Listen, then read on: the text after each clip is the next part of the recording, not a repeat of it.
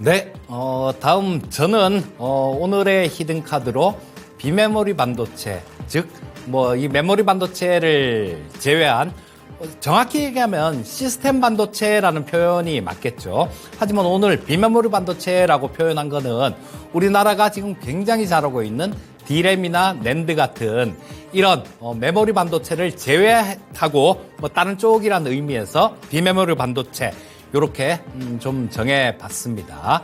자, 지금 최근 들어서 이 반도체 쪽이 업황 회복에 대한 기대감들이 굉장히 크게 살아나고 있는 그런 상황입니다.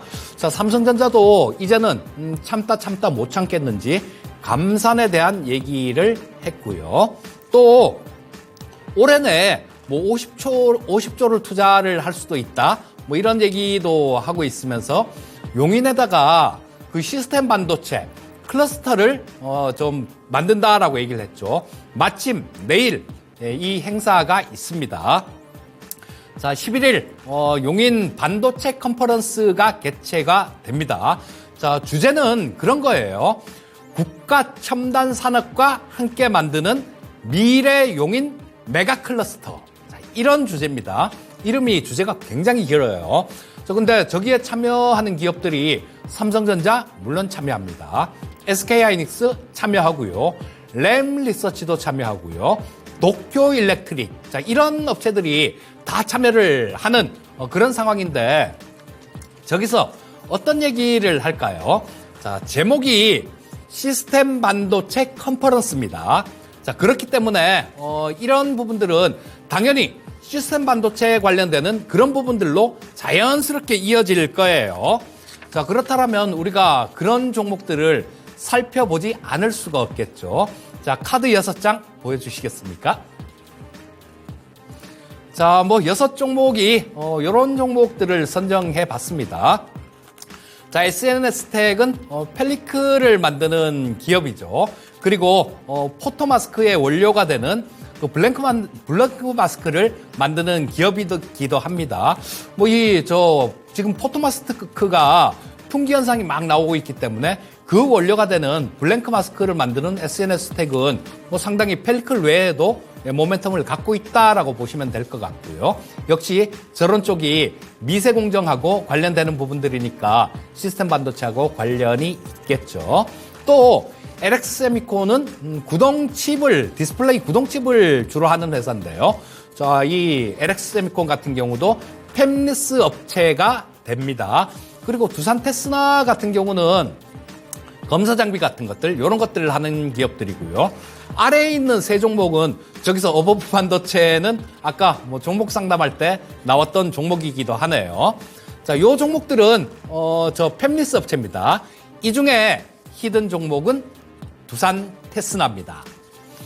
자, 왜 많은 종목들을 다 제치고 두산 테스나를 선정을 했냐 하면요.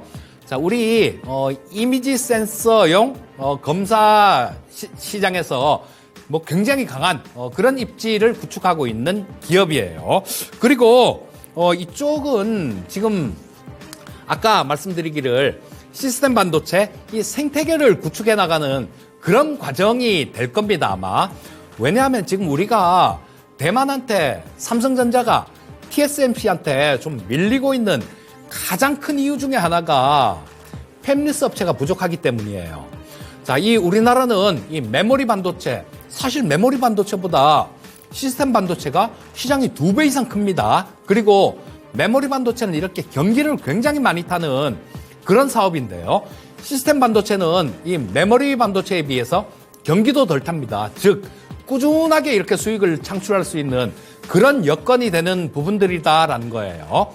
자, TSMC보다 못한 부분이 한 가지는 조금 좀 지울 수 없는 부분들이긴 한데 그 한 가지는 TSMC는 우리는 고객과 경쟁하지 않는다라는 그런 모토를 걸고 있습니다. 하지만 삼성전자는 그거랑은 약간 틀린 그런 부분이죠.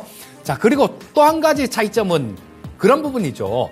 TSMC는 자기들하고 같이 일해 나갈 협력업체들 이런 시스템을 구축했습니다. 자, 이 시스템은 팹리스 업체들이 굉장히 그 중심에 돼 있어요.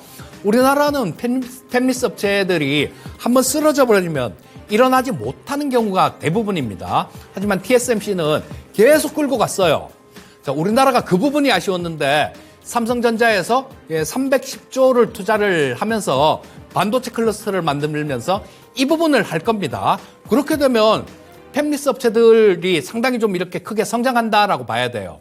자, 고객층이 삼성전자, SK하이닉스, 그리고 여러 개 팹리스 업체들, 이런 부분들이 다 고객사입니다. 그리고 작년에 삼성전자의 1차 협력사로 등록이 된 그런 기업이에요. 자, 실적 부분들을 보게 되면 굉장히 좋습니다. 시가총액 지금 6천억이 채 안 되는 그런 기업이에요. 근데 꾸준하게 계속 성장을 합니다. 그래서 작년에 672억 정도 영업이익이 흑자가 났고요. 올해 같은 경우도 뭐 작년보다 훨씬 더 영업이익 부분들이 급증하는 모습이 나올 거예요. 그리고 매출액 역시 상당히 좀 증가하는 그런 모습이기 때문에 실적 부분들이 계속 향상이 되면 주가는 우상향하는 모습이 계속 나올 겁니다. 그리고 팹리스 이 생태계가 확장이 되는데 거기서 굉장히 큰 수혜를 받을 수 있는 그런 종목이다. 이렇게 말씀드리겠고요.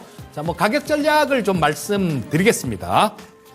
가격 전략은 매수는 내일 아침 시초가로 하시면 좋을 것 같고요. 자, 요거는 뭐 목표가는 지금 46,000원 정도 제시해 드리겠는데 요거는 그렇게 길지 않은 뭐 단중기적인 관점에서 말씀을 드리는 거고요. 자, 목표가는 46,000원 제시해 드리겠고요. 손절가는 35,800원 제시해 드리겠습니다.